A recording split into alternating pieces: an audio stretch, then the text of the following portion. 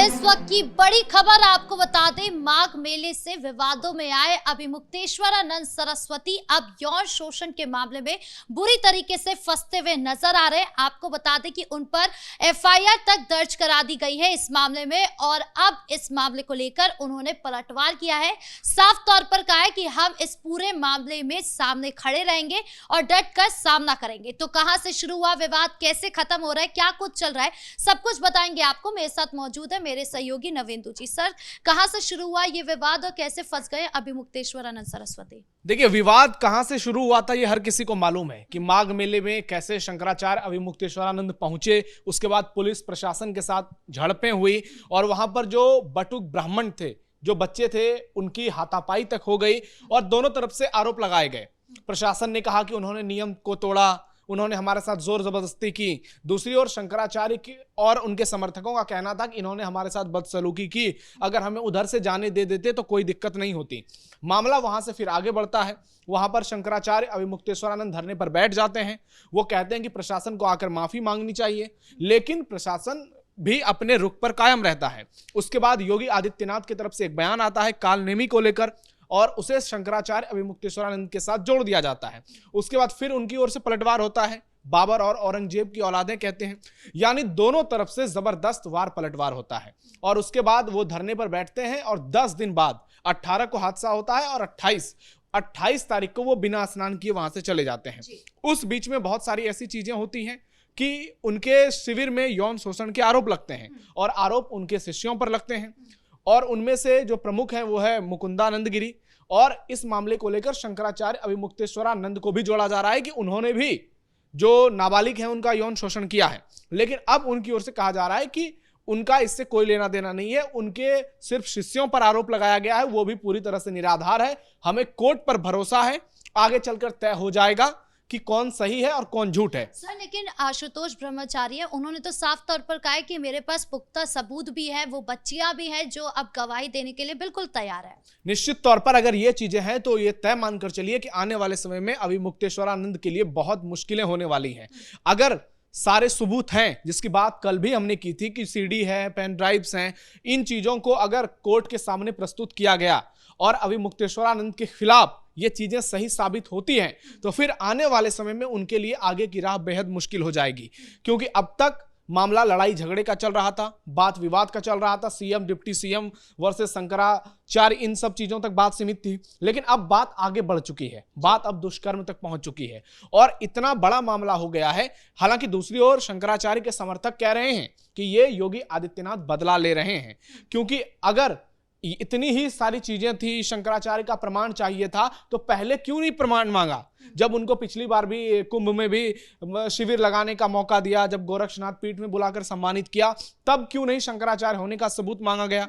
और अब जब सरकार के साथ उनका आमना सामना हो गया, तब ये सारी चीजें अभी ही क्यों हो रही है? तो पॉलिटिकल टाइमिंग पर सवाल उठाया जा रहा है। दूसरी ओर योगी आदित्यनाथ के समर्थक सीधे सीधे कह रहे हैं कि नियम और कानून सबके लिए बराबर होता है, चाहे वो कोई भी हो, शंकराचार्य हो या फिर आम इंसान हो, हर किसी को नियम का पालन करना चाहिए ताकि आम जनता को असुविधा ना हो। माघ मेले में लाखों श्रद्धालु वहां पहुंचे थे। अगर शंकराचार्य अभिमुक्तेश्वरानंद जी मान लेते बात और वो पैदल उतर कर जाकर स्नान कर लेते तो उसमें कोई दिक्कत नहीं होती, लेकिन वो भी अपनी जिद पर अड़े रहे। उसके बाद प्रशासन, योगी आदित्यनाथ की पुलिस जिसके लिए जाने जाती है, उसने वही किया कि कानून व्यवस्था का पालन करवाना ही पड़ेगा, चाहे कुछ भी हो जाए, क्योंकि हम कानून के साथ खिलवाड़ नहीं कर सकते हैं। ऐसे में जो कुछ चीजें हुई, जो फिर वायरल हुआ, उसे लेकर जबरदस्त बवाल हुआ। और आज अब सबसे बड़ी खबर यही हो गई है कि अभिमुक्तेश्वरानंद और उनके शिष्यों पर एफआईआर हो गई है और इन्होंने बहुत बड़ा पलटवार किया है। इन्होंने कहा है कि जिस व्यक्ति आशुतोष ब्रह्मचारी ने एफआईआर दर्ज कराई, वो खुद एक हिस्ट्री सीटर है, उसके खिलाफ थाने में मुकदमे दर्ज हैं। इन्होंने भी सबूत पेश किया, बताया कि कहां कैसे क्या किया है और बोला कि आने वाले समय में हम कोर्ट में अपना पक्ष रखेंगे। तो इससे आप तय मानकर चलिए कि यूपी चुनाव से पहले प्रदेश की सियासत गर्मा गई है। लेकिन शंकराचार्य वर्सेस योगी आदित्यनाथ वाले इस मैटर में आप देखिए कि अभिमुक्तेश्वरानंद के समर्थन में बहुत कम साधु संत रह गए हैं। ज्यादा साधु संतों का समर्थन किसे मिल रहा है? योगी आदित्यनाथ का। चाहे वो राजू दास हो, रामभद्राचार्य हो, अखाड़ा परिषद हो, बहुत सारे परिषद जो हैं वो खुलकर सीएम योगी के समर्थन में आ गए हैं। सबका कहना है कि योगी आदित्यनाथ खुद एक साधु हैं, संत हैं, जो लगातार सनातन को आगे बढ़ाने की बात करते हैं।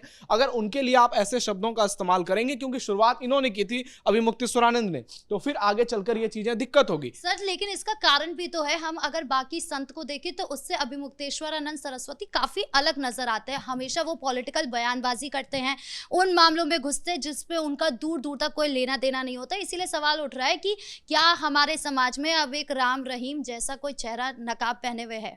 नहीं, देखिए दिक्कत यह है कि भारत की राजनीति में शुरुआत से ही अगर पॉलिटिशियन धर्म वाले चीजों में इन्वॉल्व होंगे तो फिर जो धर्माचार्य हैं वो पॉलिटिक्स में इन्वॉल्व होंगे ही होंगे, फिर आप उनको नहीं रोक सकते। लेकिन अभी मुक्तेश्वरानंद जी ने बहुत सारी चीजों में हदों को पार कर दिया। जिन चीजों पर बयानबाजी की जरूरत नहीं थी उन चीजों पर बयानबाजी करना, और जरूरत से ज्यादा बयानबाजी करना। आप जिन काम के लिए आप उस चीज का काम करिए। आप सीधे सीधे कह रहे हैं कि योगी आदित्यनाथ गौ हत्यारा है, मोदी गौ हत्यारा है। आपको मालूम है कि सत्ता से टकराकर कोई भी इंसान बच नहीं सकता है, और यहां पर आप उस व्यक्ति पर आरोप लगा रहे हैं जिसने अपनी पूरी जिंदगी सनातन को दे दी है। योगी आदित्यनाथ की पहचान क्या है? एक बड़े दमदार सनातन नेता के तौर पर, जहां उन्होंने पूरे देश में एक अपनी छवि प्रस्तुत की है कि विदेश तक योगी का डंका बजा है। अयोध्या में भव्य श्री राम का मंदिर बन जाता है 500 सालों की तपस्या के बाद। हालांकि अभिमुक्तेश्वरानंद का भी उसमें बहुत बड़ा योगदान है, लेकिन वो योगी आदित्यनाथ के शासन में बनता है। ये कितनी बड़ी बात है। इससे पहले इतने मुख्यमंत्री बने क्यों नहीं हो पाया? आज काशी विश्वनाथ कॉरिडोर बनता है, लाखों लोगों को सुविधा होती है योगी आदित्यनाथ के शासन में। आज मथुरा को लेकर नारे लगाए जाते हैं कि अयोध्या काशी के बाद अब मथुरा की बारी है। तो हिंदुओं का ये जो जागरण हुआ है, संभल में 75 साल के बाद शोभा यात्रा निकाली जाती है। आप देखिए कि पूरे प्रदेश का माहौल बदल चुका है। सनातनियों को लगता है कि उसकी बात करने वाला एक नेता सामने आया है, और वहां अगर आप वैसे नेता पर बार बार हमले करेंगे जो कि आप पर डायरेक्ट हमले नहीं करता था, लेकिन अब स्थिति आपने ऐसी पैदा कर दी है कि योगी आदित्यनाथ को भी जवाब देना पड़ रहा है। अच्छा, सीएम योगी को उन्होंने अल्टीमेटम भी दिया है 40 दिन का। कह रहे हैं कि 2 शर्तें रखी है कि गाय को राष्ट्रीय माता बनाना है, और दूसरा एक और शर्त है कि बटुकों को जो भी अपमान किया गया उनसे माफी मांगी जाए। आपको लगता है कि ये सारी चीजें हो रही है, इसकी वजह से ये यौन शोषण का भी मामला सामने आया है? देखिए, ये आरोप तो अभिमुक्तेश्वरानंद के समर्थक लगाएंगे या फिर बीजेपी के समर्थक लगाएंगे। हम बस इतना कहेंगे कि इस मामले में राजनीति हो रही है, क्योंकि आप देखिए कि मोहन भागवत से योगी आदित्यनाथ की अलग मुलाकात होती है, दोनों डिप्टी सीएम की अलग मुलाकात होती है, फिर ब्रजेश पाठक के घर पर बटुक ब्राह्मण बुलाए जाते हैं और वहां पर उनका अभिषेक किया जाता है, उनके साथ तस्वीरें खिंचवाई जाती है, और यह मैसेज दिया जाता है कि अगर ब्राह्मणों का अपमान हुआ है, बटुकों का अपमान हुआ है, तो हम दोबारा से सम्मान कर रहे हैं। और ब्रजेश पाठक के कई बयानों को देखकर यह कहा जा रहा है कि ब्रजेश पाठक जो है वो डैमेज कंट्रोल करने की कोशिश कर रहे हैं। केशव प्रसाद मौर्य ने भी कहा था कि शंकराचार्य भगवान। तो ऐसे शब्द तो जो विरोधी हैं वो सीधे सीधे कह रहे हैं कि सरकार की लाइन अलग है, डिप्टी सीएम की लाइन अलग है। तो अब आगे चल के देखना यह होगा। हालांकि इन्होंने जो योगी आदित्यनाथ को टाइम दिया है उससे कोई फर्क नहीं पड़ने वाला है, क्योंकि योगी आदित्यनाथ अपने हिसाब से काम करते हैं, किसी का दबाव उन पर नहीं चलता है, और यही उनकी सबसे बड़ी ताकत है जो कि समाजवादी पार्टी से लेकर तमाम दूसरी पार्टी समझती है। लेकिन अब जो है वो बार बार उन लोगों पर ये प्रतिक्रिया आ रही है ना कि पार्टी के अंदर ही बंटवारा होने लगा है। केशव प्रसाद मौर्य अलग बात बोलते हैं, ब्रजेश पाठक अलग कर रहे हैं, सीएम योगी अलग कर रहे हैं, तो मतलब पार्टी में तो बंटवारा है सीधे सीधे। देखिए, अखिलेश यादव बहुत पहले से ये आरोप लगाते हैं कि केंद्र और यूपी के बीच सब कुछ ठीक नहीं है, यानी योगी आदित्यनाथ और नरेंद्र मोदी अमित शाह के बीच सब कुछ ठीक नहीं है। हालांकि जब पिछले बार 2022 में चुनाव हुए थे, फिर लोकसभा चुनाव हुए, उसमें कहीं भी रणनीति में कोई कमी देखने को नहीं मिली। लेकिन जब बीजेपी 37 सीटों पर सिमट गई तो ये कहा गया कि यूपी में जो है योगी आदित्यनाथ के कुछ समर्थकों ने ही बीजेपी को वोट नहीं दिया, क्योंकि उनके मन में यह डर था कि अगर उत्तर प्रदेश में बीजेपी को बहुत ज्यादा सीटें मिलती है और केंद्र में 300-400 पार होती है तो हो सकता है योगी आदित्यनाथ को हटा दिया जाए, क्योंकि ऐसा प्रोपेगेंडा फैलाया गया विपक्ष की ओर से, और इसलिए दावा किया गया कि योगी आदित्यनाथ के कई ऐसे समर्थक रहे जिसने बीजेपी को वोट नहीं दिया। दूसरी बात, पीएम मोदी खुद योगी के कंधे पर हाथ रखते हैं और लिखते हैं UP plus Yogi equal to उपयोगी, और 2022 में आपने देखा होगा कैसे बीजेपी की दूसरी बार सरकार बनती है। हालांकि वो 17 की तरफ बम्पर जीत नहीं होती है, लेकिन जिस तरीके से ये पूरा सियासत चल रहा है, कई लोगों के मन में भ्रम पैदा किया जा रहा है कि योगी आदित्यनाथ और केंद्र के बीच रिश्ते ठीक नहीं है। लेकिन आप देखिए कि ये चीजें तो समझने के लिए बेहद आसान है कि पीएम मोदी हो, अमित शाह हो, योगी आदित्यनाथ के साथ कितने सहज नजर आते हैं।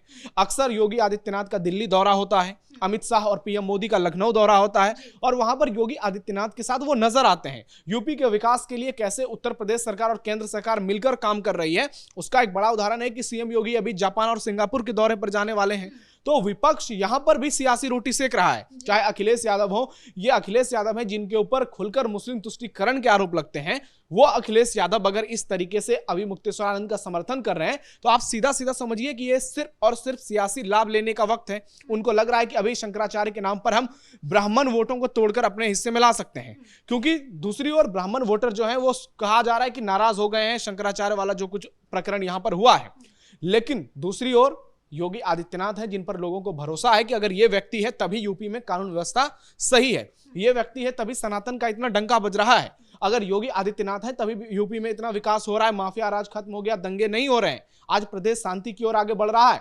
लेकिन इन तमाम चीजों के परे सियासत है। अब देखना यह होगा कि विपक्ष इस नैरेटिव को कैसे आगे बढ़ाता है, क्योंकि एफआईआर दर्ज हो गई, अभी हो सकता है शंकराचार्य अभी मुक्तेश्वरानंद की गिरफ्तारी भी हो जाए, तो उसके बाद क्या कुछ समीकरण बनकर आएंगे, फिर विपक्ष का क्या, उसकी क्या भूमिका होगी, इन तमाम चीजों पर पूरे प्रदेश की नजर होगी और फिर इस पर दिल्ली क्या रिएक्ट करता है यह देखना भी दिलचस्प होगा। हालांकि विपक्ष की ओर से बयानबाजियां की जा रही है कि शंकराचार्य से बदला लिया जा रहा है, बार बार उनका अपमान किया जा रहा है, आने वाले समय में ब्राह्मण इन्हें माफ नहीं करेंगे। तो अब देखना होगा कि आगे चलकर क्या होता है, और जो अगर सबूत पेश किए गए हैं, सीडी पेश किया गया है, अगर अदालत में वो सही होते हैं तो निश्चित तौर पर अभी मुक्तेश्वरानंद के लिए एक बड़ा झटका होगा, उनको जेल तक जाना पड़ सकता है। और दूसरी ओर अगर आशुतोष ब्रह्मचारी पर मुकदमे और केस दर्ज है तो फिर उसके बाद पुलिस का क्या रुख होता है यह भी देखने वाला होगा।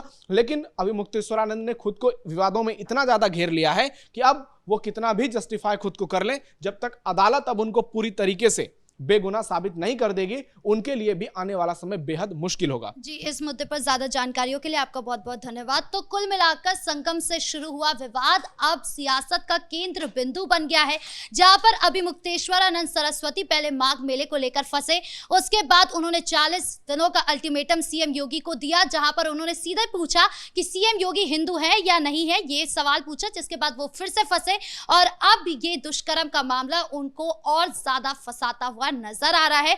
अब अगर जो सबूत है वो पेश हुए, उसके बाद जो भी कोर्ट का फैसला होगा उसके हिसाब से ऐसा भी हो सकता है कि अभी मुक्तेश्वरानंद सरस्वती की गिरफ्तारी हो। अब ऐसा होगा या नहीं अभी देखना बाकी है। ब्रेकिंग न्यूज में इतना ही। कैमरा पर्सन राजकुमार के साथ मैं राधिका राज।